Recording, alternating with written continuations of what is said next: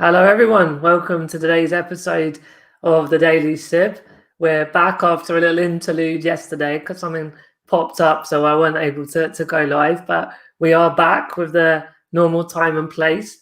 And we're going to be going to a really interesting topic that I don't think I've actually done so much on the Daily Sip. It's come out in other projects I've been involved in, other mediums, if you like. But it's probably one of the first times on the Daily Sip. It's a very important topic as well, and I couldn't have wished for a better guest to guide us through this topic around personal development and mindset. My brother from another mother, Damian. So thanks for joining, Damian. Hey Martin, thanks for the invitation. It's a pleasure to be here, and looking forward to what we're going to share today. We got a lot of things to cover. A few touch points we've sort of mentioned. I suppose if we go just to kick off for the viewers a little bit about you and your background would be a great start off.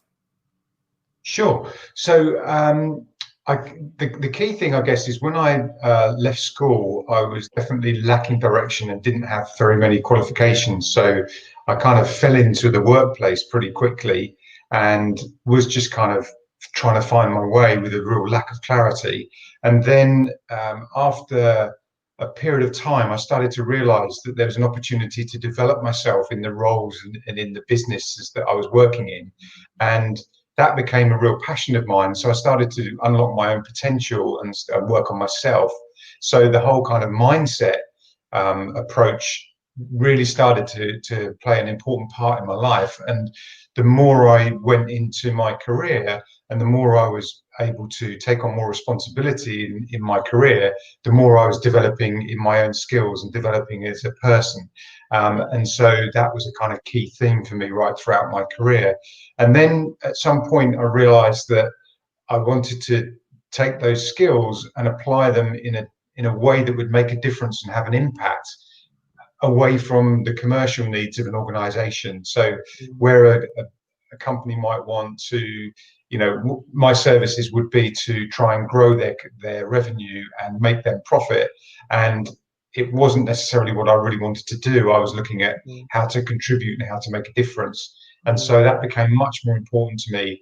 And then in 2003, I decided to retrain in coaching, and that started a whole journey into neuro-linguistic programming. I'm a master practitioner of NLP, and then that eventually led on to more personal growth and development in coaching, and eventually becoming an international best-selling author at the end of last year and earlier this year. So yeah, and you know what that's like, right? Yeah. Well, yeah, I've ticked that one off the last month, but I know I remember seeing when you got that status with the book, and we'll talk a bit more about that as we go. But yeah, it was amazing to see that for you, mate, last year.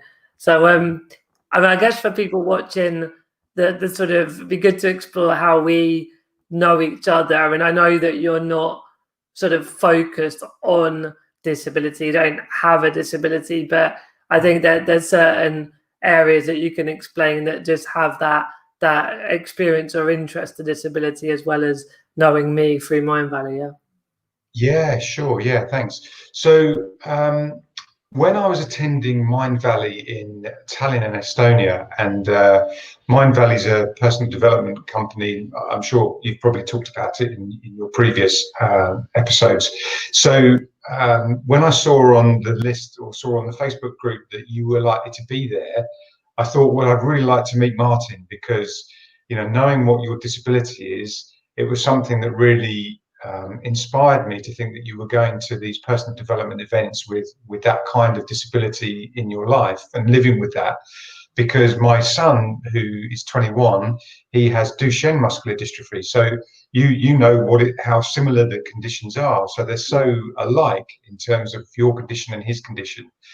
So I just thought, you know what, it'd be great to connect with you.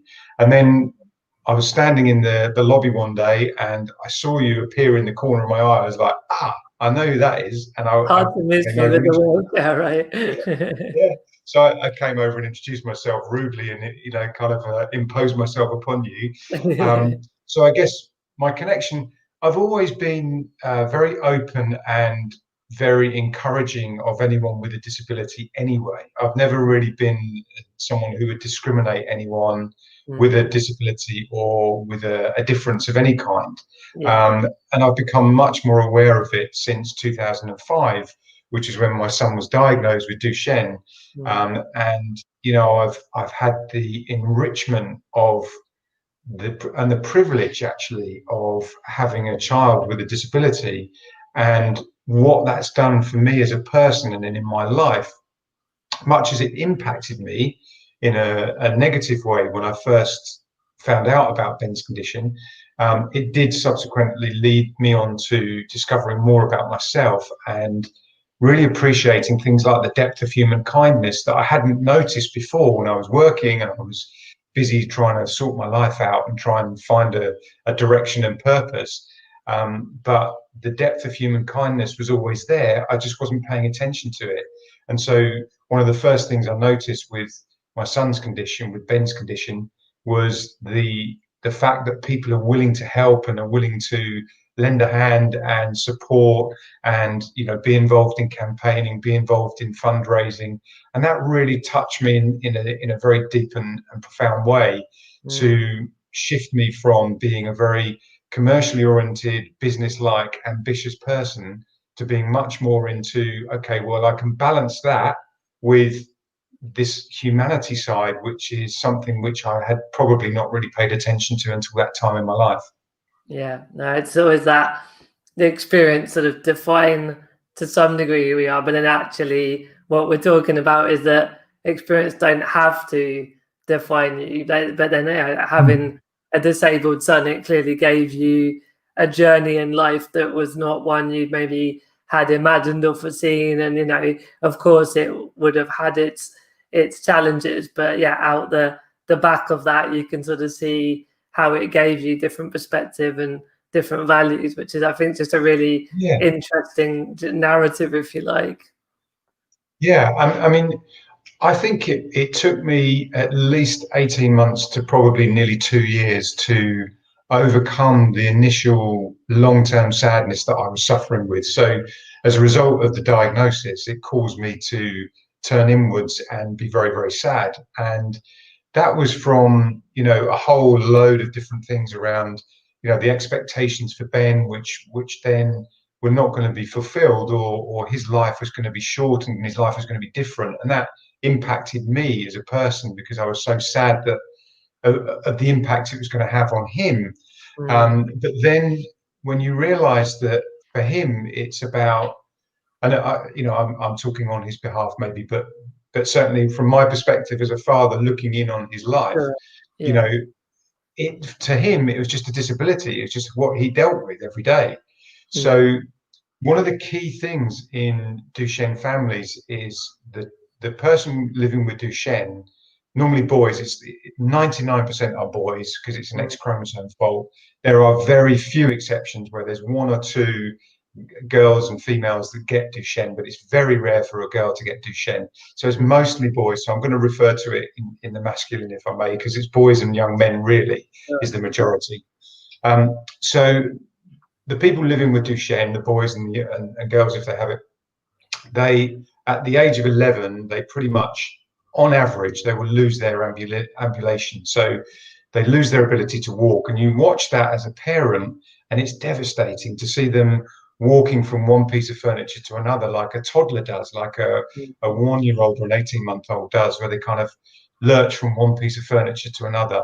And they also they end up walking on their tiptoes because of the condition. I won't go into the details on it, but basically they end up walking on their tiptoes and they walk from one piece of furniture to another. And then they start to fall a lot more often, and some of those falls can lead to fractures. So the safest thing, the best thing for them, and certainly for their own energy level, they need to be in a wheelchair. But in Duchenne families, the parents resist that at all costs, because you know that you can just about live with the fact that your son has this devastating condition, life-limiting condition. But to see them to then move into a wheelchair, that's going to be permanent. There's no turning back from that. That is an absolute turning point in the family, that the child is going to go into a wheelchair. So it's a big thing for families. And we resisted that as a family, but Ben was ready for it. He needed it and he was asking for it. So it was his journey, and to watch him, how he adapted to it. He didn't know any different. It was just what he was experiencing. Yeah. But because we had such expectations as parents, it was different to see him have to, what we felt, suffer. But actually, he would have been suffering more if he'd have carried on trying to walk when it was becoming difficult, or he was going to fall frequently. Yeah. So Yeah. It's really it's an interesting. interesting dilemma in Duchenne families, actually. Yeah, and I think I'm aware, and I'm sure you're aware. We don't want to, only talk about Ben's experience. I mean, I'm still hoping, because we've always met abroad when we've been at Mine Valley. I'm still yet to meet the infamous Ben at some point in person, That and would be maybe lovely. he'll. Sorry, That would be lovely to I do that at would. some stage. Yeah. No, absolutely. And I was going to say, like, and I know Ben is aware of me, and I'm sure he doesn't mind that your experience of that being shared. But I think we can sort of extrapolate that to sort of broader Duchenne and even other types of disability, and just generally unpick some of the mindset aspect, because that you sort of, I know there's some parts of disabled people, that, as in the community, that there's a meme about the only disability in life is attitude, and it can be a bit red rag to a bull, because there's that perception of, well, yes, but I didn't choose to have a genetic condition, I can't go in the buildings, I can't do all these things. And so I understand that, how it's a bit, maybe it's just a bit too pithy or a bit too cliche as like a meme now, but it has a very emotive reaction. But on the flip side, mine and other experiences is that's actually true. That, of course, with the acknowledgement that no one chose to have a health condition, and people would far rather get in a building and have better government support, etc., etc., etc. Like, none of that goes away, and we want to change that. But in the end, it's the mindset of, well, how do we make the best of today, and how do we drive change in the future? And my personal values are that comes from a positive attitude. But it'd just be great if you could share your thoughts around that within that disability sort of rights and disability community perspective. Yeah, sure. I think one of the key things that is worth mentioning at this stage is the kind of, if you like, the way that we communicate is so critical, because we get what we focus on. And if you're focused on everything that is missing or negative or that's not positive in the world, and that's difficult, it's tough, when you're Yeah, living with a disability, you have different choices to make. You have to get help with dressing, with eating, with your personal care, everything. You're reliant on other people so much, so you're disempowered already from the yeah, fact that you're reliant on other people to help you, to drive you, to just to support you in living. yeah, So the disempowerment, if we focus on that, can become all encompassing and swallow you up, and yeah. can And really it's real, absorb right? you. It is real. And it's real, it's the reality, right? Yeah. But at the same time, as you know, there's also the experiences you can have and the opportunities that you can create and that you can have as a person living with a disability. I've seen you in it was Estonia and in Croatia, and how you get around the cities, and how that can be real challenging. Mhm. Finding a taxi that will take you, or finding public transport that's going to get you to your accommodation, the Yeah. accommodation that's accessible. I love the fact that you just embrace that, and it's just like, it's my life. I just get on with it. Mm. And I see that in Ben and a lot of the other young adults with Duchenne who I know. They live their life and they choose it to make it the best they can. And that does take a definite mindset, because if you focus on the negative, or focus on, the fact that you've got a difference, and that there's negativity, or that there's something different about you, and focus on that, it will become very difficult to then communicate effectively, because you're communicating from uh, an emotion of sadness or fear or even anger. And Mm. so when you're trying to communicate with an influential person that might be able to release money for you, or make a decision on some legislation change or a change in the law, or something around helping you in some way. A If you're job. communicating that with a negative emotion, the communication is going to basically not go anywhere. So you have to do it from a heart space. You have to communicate from a different frequency, a different level of consciousness, as I call it. Yeah, and I guess the because I've had so many different conversations with people about this over the years. I think it's such an important topic that we can actually bring out in the open more today. That's why I've been so excited to catch up with you. But some would say you're born with that or not. So what's your Yeah. view on that sort of, is it nature or is it nurture? It's a great question. You've got to go deep into philosophy and really understand human development to get into the kind of intricacies of it. There are some genetic things that will cause you to possibly lean more into a sadness emotion, for example. But there are, and there's a lot of things around lifestyle that will cause that. Things like even diet can lead to you feeling like you have no energy, and therefore you're going to be sad or angry or fear, based on the fact that you don't have the energy to fight that off or to resist it, because it takes a different type of thinking. And Einstein talks about this in terms of you cannot solve today's problems with the same level of consciousness that created them. So although nobody with a disability necessarily created their disability, of course they didn't. It's genetic. We're born with it. Whatever it might be, the difference is maybe it's been induced by a medical intervention, and that's even more tragic. But the point is that if you stick with the consciousness of sadness, fear, and anger, there's no way that you can change your mindset, and there's no way you can change others to help you if you're communicating from that level of consciousness. You have to think about a different level of consciousness. If you imagine there's like 3 levels. The first level is the unconscious, and so you don't know how that works. Your unconscious is automatic. It's like a reptilian brain. It's what we're programmed with. So it's our automatic response to things. So it's our beliefs, it's our thoughts, it's our emotions. So we get triggered and we just respond in a particular way. That's a kind of unconscious response. That programs the subconscious, and the subconscious is very similar to a computer program, or a very powerful computer program that will go off and find what you're looking for. So it's a bit like the RAM memory, the random access memory. It will go and find things that you're looking for. So if you program the unconscious, the subconscious, sorry, if you program the subconscious to go and look for ways that you're not good enough or that you don't belong, guess what? It will go out and find that, because that's what you're programming it to do. So you have to shift into a higher level of consciousness that is able to program the subconscious from a perspective of what I want to feel is happiness. What I want to feel is love for myself, for others.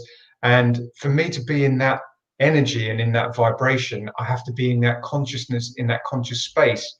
And you program the subconscious in that space. The subconscious goes out to find love, connection, and all those nice things, and happiness, etc. So you have to be very mindful of how you program it. So it can definitely be programmed for 100%. And is that on a practical level? How do people, say, okay, I'm going to program my subconscious? It sounds a very grand thing to do, but yeah, just be great to get some thoughts and insights on the types of ways people do that. Yeah, that's a great question. And really the key things are there's kind of 3 things to it, really. The first thing is to really start to have awareness to how certain situations or certain people might make you respond, or how you react in some way, or how you get triggered. So if there are certain situations that trigger you to feel sad, or trigger you to feel like you're not good enough, or where there's situations that make you angry and they might bring fear about, look at the global pandemic and the fact that most disabled people have had to shield for the last several months. So that creates fear. You don't want to leave the house. You then have a whole doubt around, if I leave the house, do I have to wear a mask? I can't breathe properly because my lungs aren't strong. I don't want to wear a mask. I don't want to leave the house. So you have this big fear cycle going around. Yeah. So, if you've got that kind of mindset of fear and the anger, maybe at the fact that you've got a disability, that can start to define you.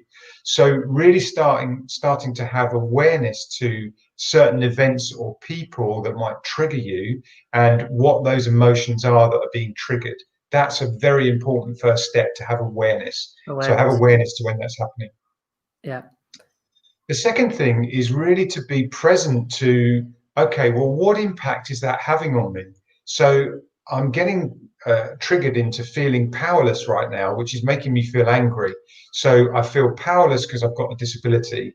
I've got to rely on other people all the time for my personal care, for my transport, for doing things for me.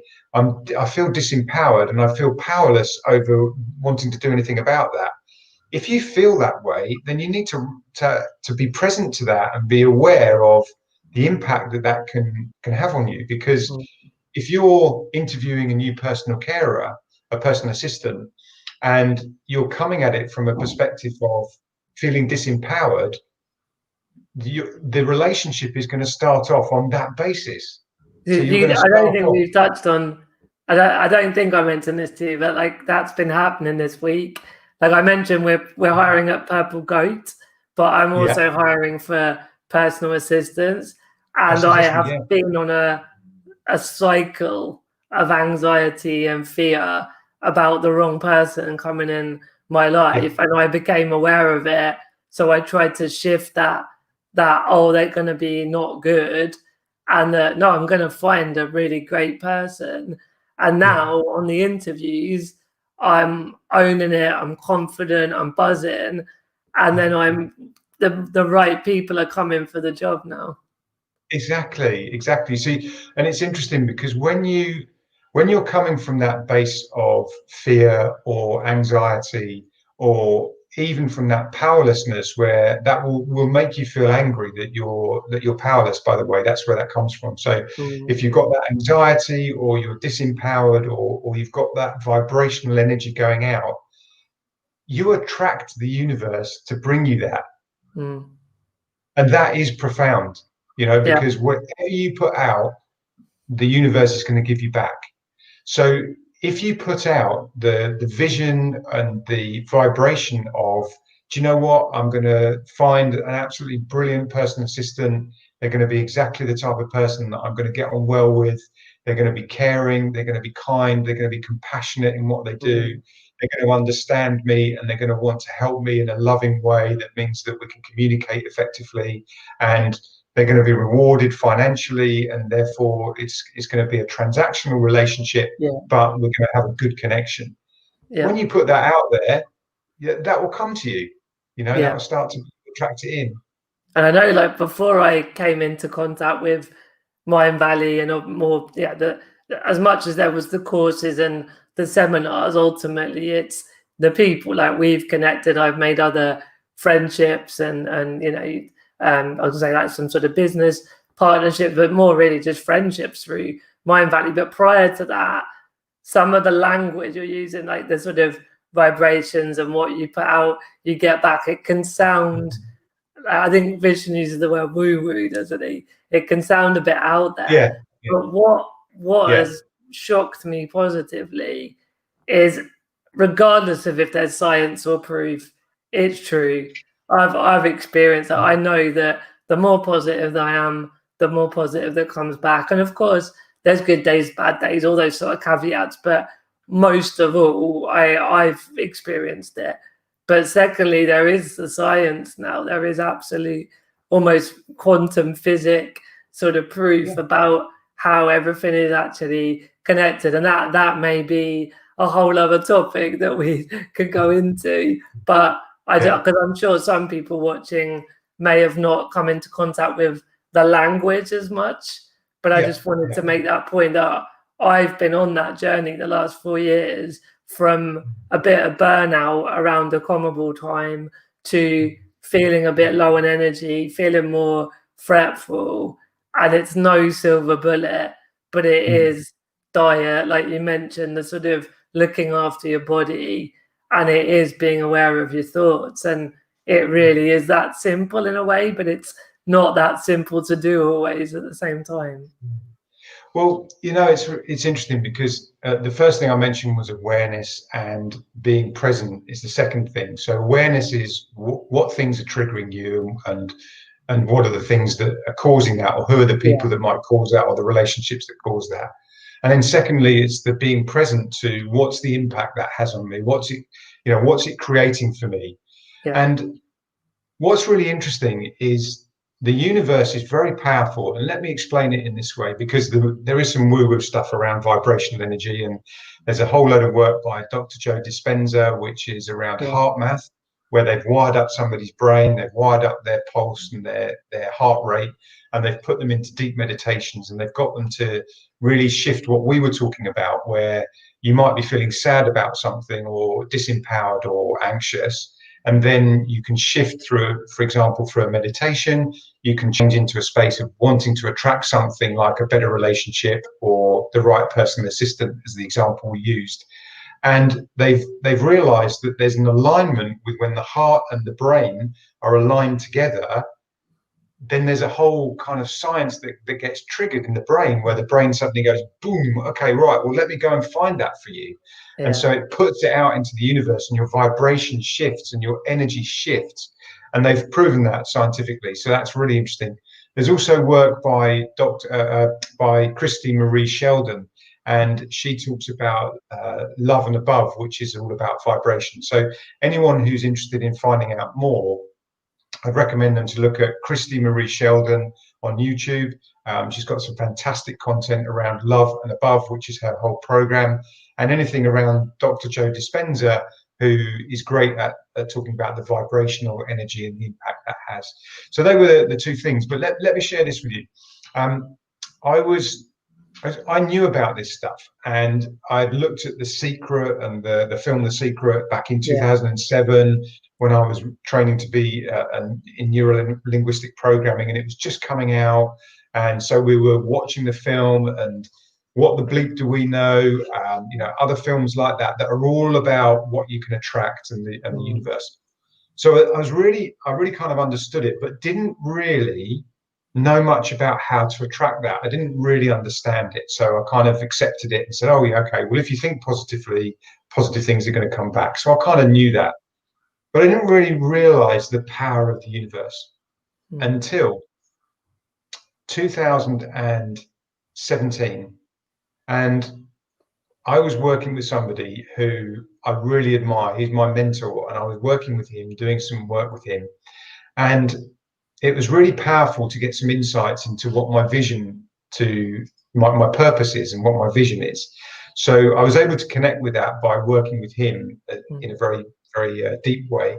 And I went to visit Ben in hospital. He was in not Great Ormond Street, but Great George Square, which is just around the corner.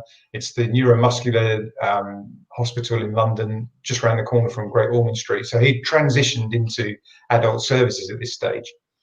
And during the course of the visit, I needed to go to the bathroom. So I went and found the bathroom area in the hospital, and I walked into this very modern area and very modern bathroom, actually, disabled access. It wasn't a disabled toilet, but it was a wider door. They had a pull down arm if you needed it. So you could probably just about use it, but it wasn't really big enough as a disabled toilet. But what I noticed when I was washing my hands was there was this beautiful stained glass window, absolutely amazing. And it must have been from probably the 1940s or 50s. It must have survived the war, so it's probably in maybe the 50s, let's say. So there's this beautiful stained glass window. The other side of the window, there was a brick wall. So when you look through the window, all you see is a grey brick wall. And I thought, that's really sad that there was this brick wall, and at least they kept the window intact. And I didn't think anything more of it. I just paid attention to it, and I thought it was really interesting that there was a stained glass window, but the other side of it was a brick wall.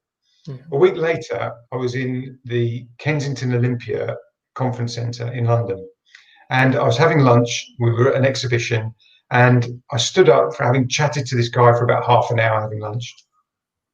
And I stood up and I noticed the window that I'd been sitting under. And the other side of the window was a brick wall. So you couldn't see anything beyond the window. And I was like, blimey, that's 2 in 1 week. It's really unusual. It's like very odd. Anyway, a week later, I was in Germany and I'm training a whole bunch of scientists in how to think differently and how to find a cure for certain conditions, right? So it's about how to design their new products. So it's really passionate thing for me to help scientists to understand that and to create cures for incurable diseases, right? So I'm working with this group of scientists, and at some stage I set them a task and I leave them to do the task. So I go to the bathroom, I'm washing my hands, and I notice there's a glass window, and the other side of the window, it's bricked up. And I'm like, this is ridiculous, 3 things in 2 weeks. So I needed to look into it, right? So because of the work I do and because of the way that I understand myself, I did some meditation around it. And what was obvious was I couldn't see what was beyond in front of me. So I could see what was in front of me, but I couldn't see beyond that. So although a window, you're meant to be able to see through it, I was being blocked from seeing what's behind it. So what was happening was that I created this vision and I couldn't see beyond what was in front of me. So I was blinded, if you like, to the fact that my vision was way beyond where I was today. So all I could see was today, and I wasn't connecting with my vision. And because of that, I was blocked to attracting or creating the vision that I wanted to. So the blocks are there. The universe works in very mysterious ways, and they're the signs that it will give you, things like that are coincidences, or when you get 3 things that happen that are very similar, you have to really pay attention to what that means. It's powerful stuff. That is, and because I did have a guest. It was quite early on with the Daily Sib, maybe May time, and it was more of a mental health perspective. And obviously, in the end, it's very overlapping and similar. But I could almost describe it as that was about more kind of defense and sort of how to just maintain good mental health. Whereas like very specifically what you've just touched on there is also the sort of to dream big and have that vision and believe that you can get to that point, and it will come to you, or meet in the middle, whichever angle we're looking at it, and then more of an offense, because it's, we should, be able to sort of look after the diet and the sleep for the health side. But then it's also when you're in particularly in work and business, it's like, well, what career is it, in 10 years down the road? What kind of thing do you want to be doing? How do you want that to impact in the world? And you have to have those thoughts to be able to then do the work day to day to get there. So I think it's interesting that there are tools on the mental health side that are similar maybe to the envisioning and the sort of future side of it. But I mean, for you, what sort of practices and tools do you use, or do you encourage the people you coach to use? That's a great question. So I mentioned there were kind of 3 things earlier. So there's the awareness, the being present, and part of being present is through things like breath work and things like meditation, where you can silence your mind and really start to slow your brain waves down, because we're all rushing around in our lives and in our normal day-to-day living. We're in something called a beta state, which is where our brain waves are bouncing up and down, and we're very alert. We're paying attention to everything that's around us.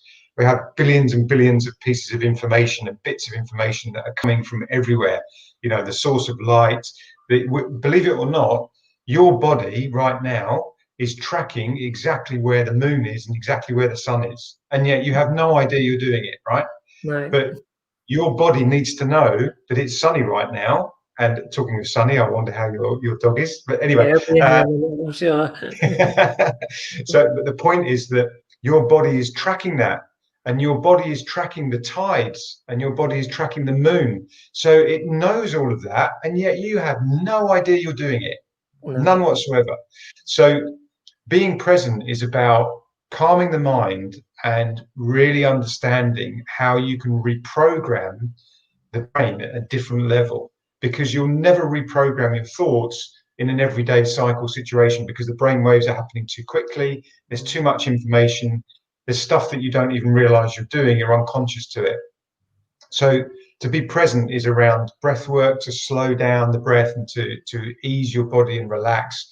And the meditation is then to calm your mind, to get it into a state where you can actually reprogram. When you get deep into meditation, you can actually reprogram the mind. This is why hypnotherapy can be very effective, because you go into a different level of consciousness where you slow the brain waves down so that they're more gentle, a bit like sleeping. And just around that stage of sleeping is when the reprogramming can take place, where your neurons can make new connections in your brain. So you can change your thinking. You can actually reprogram the way you think and introduce new thinking. So if you've ever learned a new skill, like for you, for example, when you were born, you didn't have the skill to drive a power chair, right? But you've had to learn it, as part of your life. You had to learn it. Now, I'm sure probably like many people who learn to use a wheelchair, a power chair, you've probably taken chunks out of doors. You've probably, bashed into things, run over Particularly with people's toes. alcohol. Exactly. And you've run over people's feet because you didn't know they were there, all sorts of stuff, right? But when it comes to you moving your chair now, you become so proficient at it. You can do it in a very agile way. You can do it in a very skillful way. You can get through gaps that I wouldn't even attempt to get through in a wheelchair. I know that I would bump into something. So you become more proficient at it. But to do that, your brain has to program that. You have neurons that connect with each other, and they have to work with each other to create these new maps of how your neural pathways connect. And so you can't do that when you're alert and paying attention and being awake. You have to do it from a different consciousness and a different brainwave frequency. And you do that by being present and lowering the brain frequency through meditation. And then the third thing is to really then start to get into a lot more journaling and a lot more of paying attention to really, what do I want to create? How do I want my life to be? So you get into the visioning. And that's easier when you're in a meditative state. So I use a lot of meditation, and one of the ways to be present and paying attention to what's happening is to be out in nature. And that can be challenging for someone with a disability. I love to walk on the beach, and I'm very fortunate that the beach here has wheelchair accessible buggies. So you can get onto a buggy, transfer into one that goes on the sand with the bigger wheels, so it's a bit easier on the sand. There are forests that are wheelchair accessible. You maybe need to look those up and go and find them, but you can go around paths that are in the forest, and it means that you can get closer to nature. Just being present around trees and around a different environment and change of scenery can have such a physiological impact, but psychological impact too. Yeah, so that's very powerful. I totally agree with the nature thing. It's something I've craved more and more the last sort of 5 to 10 years. And I generally always say I want to live on a beach in Spain is going to be the future and all that sort of thing. But yeah, in the meantime, Kasha's very read up on all the topics we're both talking about, but in particular there's the Schumann wave and the Schumann resonance, and you get more of that when you're in nature. And I'm not even going to try and articulate it that well because I'm not an expert, but we've got a platform, so I lie on it every morning, and it basically vibrates, but it vibrates at the Schumann waves. Anyone watching, just Google Schumann waves and it will make more sense. But it gives my body that change of waves and that change of frequency that's similar to when you're more in nature and away from the concrete and the electrical things, Wi-Fi and all that kind of stuff flying around. Exactly. And if you take a simple thing, now I might be a little bit controversial here, but I'm going to say it anyway because I have a very strong belief about this. If you take something like Coca-Cola, right? Many people enjoy Coca-Cola, and that's their choice. I personally choose not to have it. And there are many reasons for that. But one of the main reasons is when you look at what's inside of Coca-Cola and your body's reaction to it, your body actually treats it as a poison and it actually needs to get rid of it. And so it puts your body into a very high state of wanting to get rid of what you've just put in your body. So although people drink it to get energy and because it's got sugar and because they might like the flavor or whatever it might be, your body now needs to work very hard to try to reject that. So I discovered this in 2015. I was training for a bike ride to go from Land's End, at the bottom of England, up to John O'Groats, which is the top of Scotland. So I was we did it cycling the other way. Cash Land's from End to John O'Groats. John O'Groats Yeah. to Land's End. Yeah. Carry on. So I was doing it from Land's End to John O'Groats. It's called Le Jog. So I was doing that, and I was doing it to help fund research for Duchenne muscular dystrophy. So it was sponsored by the pharmaceutical companies who helped to put some of the costs together for organising it, and all the money that we raised would then go towards the research. So it was a very, very important thing for me. So I needed to get it right, and we were having to cycle 100 miles every single day for 10 days. So it was going to be quite a big trip, and it was going to be a big event. And when I started training for it, I wasn't taking it seriously. I was like, oh yeah, it'll be fine. I know how to cycle, And then I started to realize that I needed to pay attention and get my nutrition right.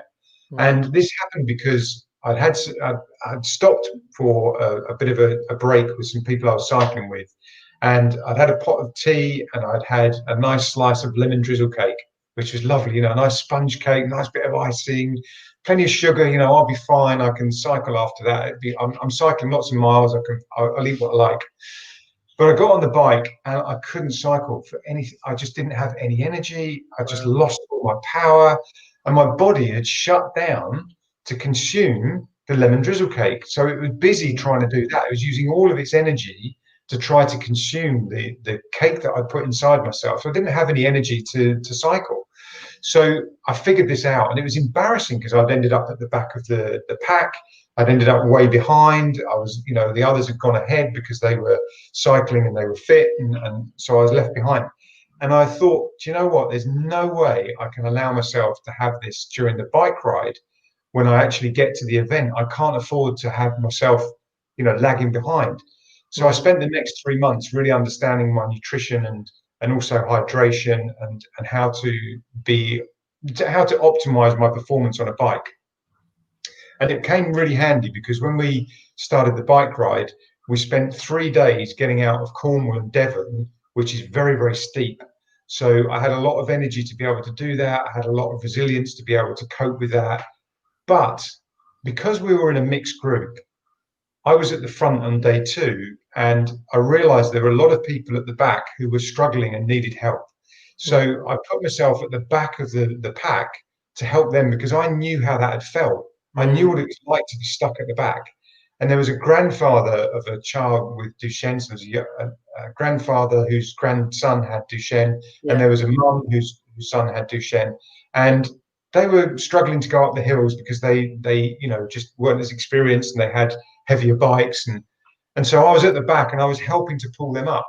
So I know how important nutrition is, and even Coca-Cola, for example, which is what I was mentioning, can really, really impact you and affect you because it sends your body into a high state of wanting to recover. And so, even that can impact you. We know that alcohol can impact you. We know that it can impair your judgment, and it can impair your ability to be able to drive a wheelchair. So, we know what that's like, right? Yeah. Too right. No, it's the good old days, but definitely the older days.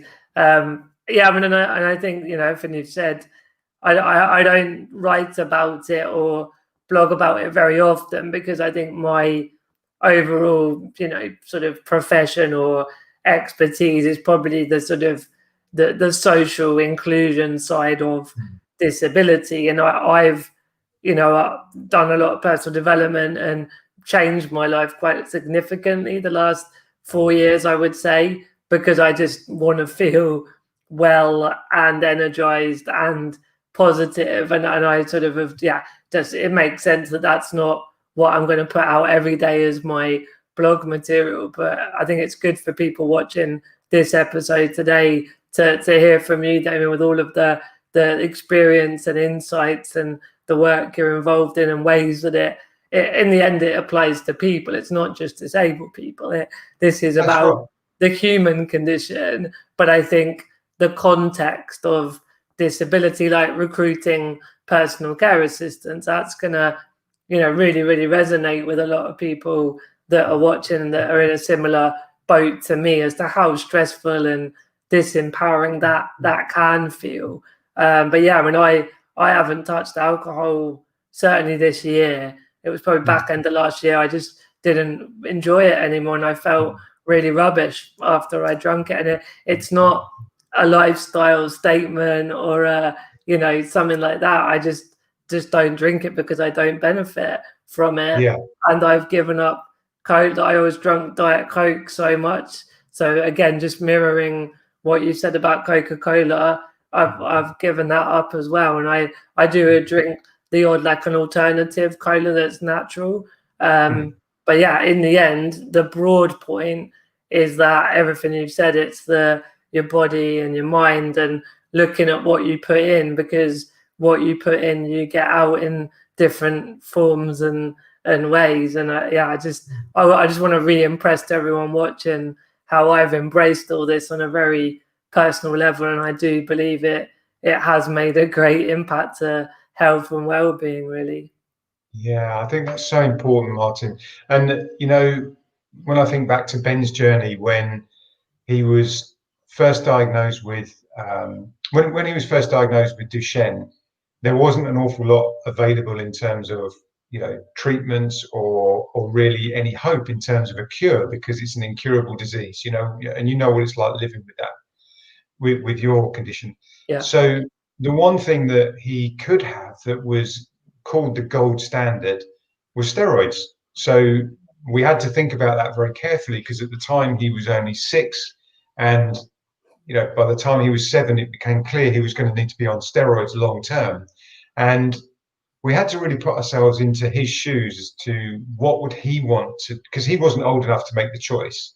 We could ask him, but he was 6, 7 years old. He wasn't really old enough to say, yeah, I've weighed up the scientific benefits, I've read the research, and I think exactly. He wasn't capable of making that choice himself at that time. So he had an input into it, and we did ask him.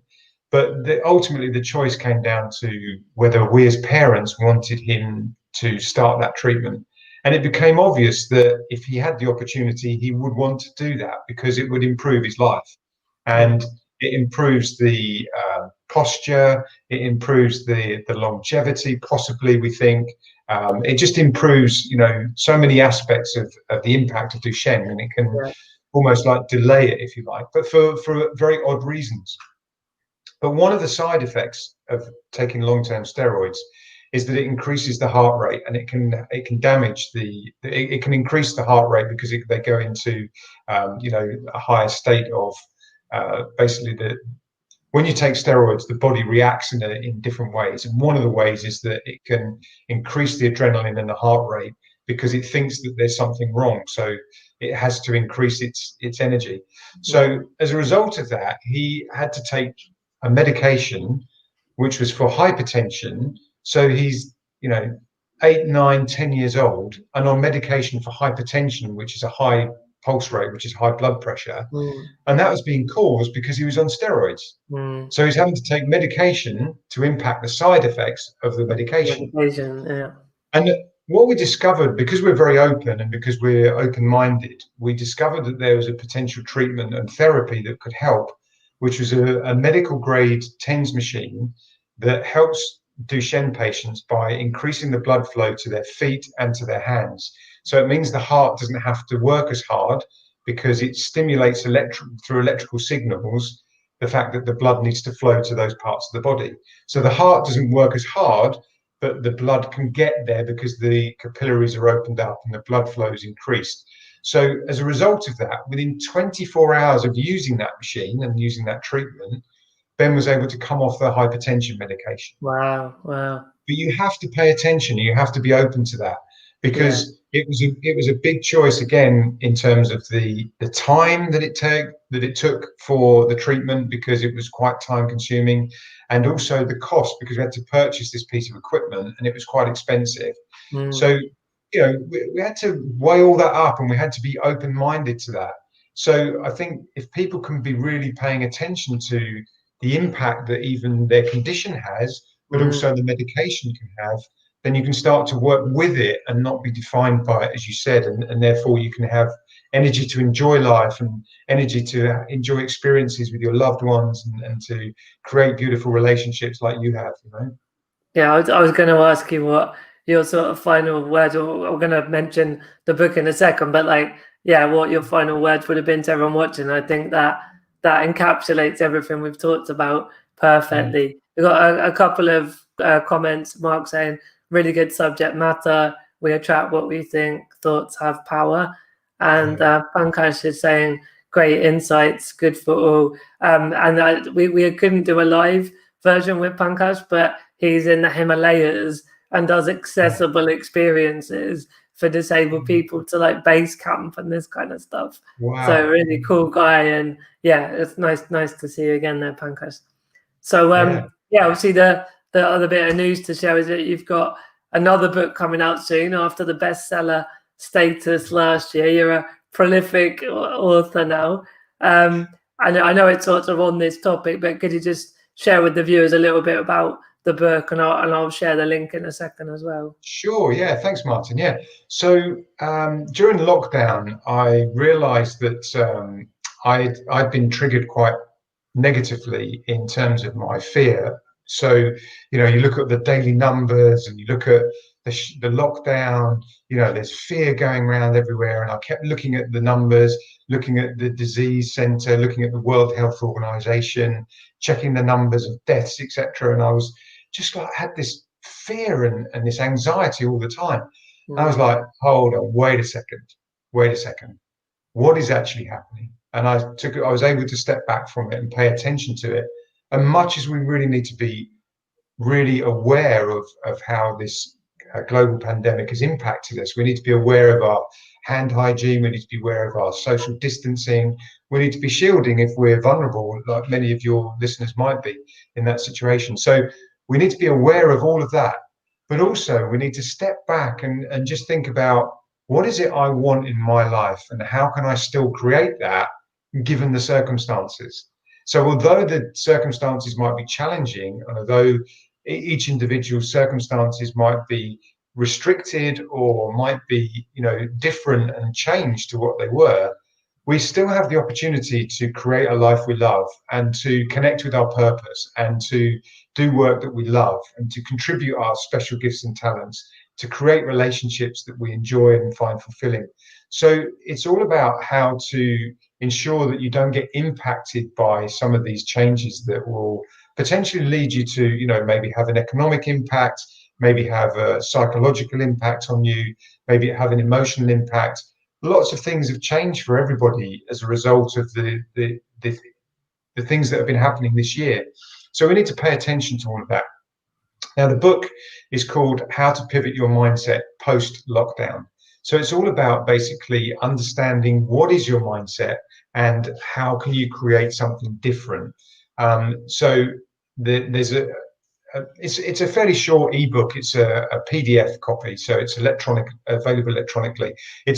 By the way, I haven't quite finished editing it, so it's going through its final editing stage at the moment. So if people are interested, the link that I've shared with you, they'll be pre-registering for a copy when it's been completed. So when it's published, which I anticipate will be in the next few days, or certainly within a week, they'll have a copy of it automatically. I'll send that out to them. So they can pre-register for the book. But basically there are 9 chapters, and in the chapters we're talking about things such as, how does the global pandemic impact you and your psychology? So how does it actually affect your emotional health? So it explains that, and it kind of says some of the things that you might be experiencing.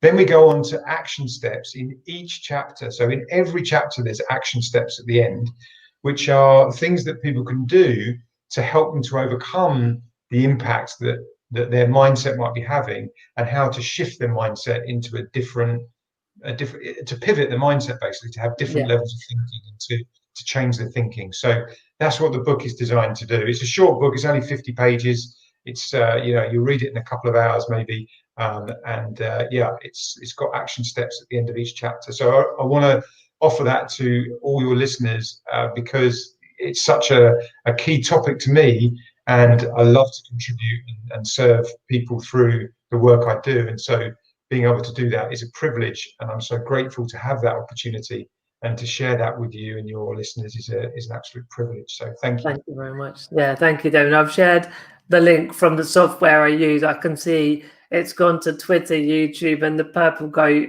Facebook. So with my Facebook stream and the LinkedIn Facebook stream, I'll just copy paste it when we're done, so people can pick that up straight after.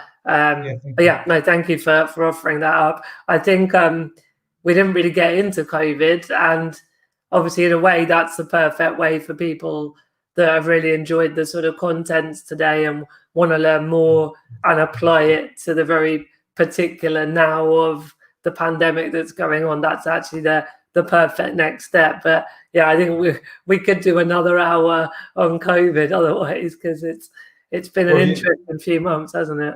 Yeah, it has. And you mentioned also about, the power of the universe, etc. So, we could probably go on for weeks and weeks about these topics because we can get really deep into them. One of the things that I would encourage people to consider and to think about is, do you know what, the fact that something like a global pandemic comes along, you have no control over that. You simply don't, because you don't know when it's going to happen. You don't know the impact of it. You don't know if it's going to impact you and personally and your family. And so from that point of view, you have no control. The one thing that you can control in that situation is your mindset. Yeah. So you do have a choice, and you can choose how you deal with it. And so when you understand that and can create powerfully a life that you love, despite what's going on around you, you can still create beautiful relationships. You can still have great experiences together. When you think about the fact that at some point people were restricted from actually leaving their homes, it was you can't leave your house. And for most people with a disability, well, for a large majority, I'm sure, they were probably shielding and not able to leave or have people visit. And that is a big impact, right? So it changes your experience. But look at technology. Look at how we're communicating today. I'm here in Sardinia, in Italy. You're in, I imagine, Cambridgeshire, is where you're talking to me from. So, from that point of view, we can be in different places, but we don't have to be socially disjointed. We can be socially distanced. We can still be connected. And so we can use technology in a different way. I know it's not the same, but we need to think about what's our mindset. Do I value having a regular contact and connection with people? And if so, how do I go about doing that and connect with the people that have meaning for me? So, you can still create things even when there's a global pandemic, right? Yeah, definitely. Well, I'm looking forward to reading the book myself, and most of it was lovely just to catch up, because I know we normally would have been sort of late. It was kind of mid-July. We normally meet up at Mindvalley round somewhere in Europe, and Amsterdam would have been this year. But yeah, what we did was at Tallinn we met, and then Pula in Croatia last year. So yeah, hopefully next year we'll be back together at the Mindvalley World or some other situation in person. But it's been really good to talk with you today, Damian. It's been lovely to catch up with you, Martin. Thank you for the invitation. I hope that the listeners have enjoyed the topic and get something of value. And I really hope that the book can be of service to anyone who reads it, because it's a valuable tool to help people to pivot their mindset, particularly post-lockdown and what's been happening. So take care of yourself, keep safe and well, and thank you very much. Perfect. Thanks, mate. And everyone watching, thanks for today. If you've got any other questions, get in touch with myself or Damian afterwards. And I'll be back tomorrow for Friday, the last day of the week's Daily Sib, before we're into the weekend. So have a great day in between. Bye-bye.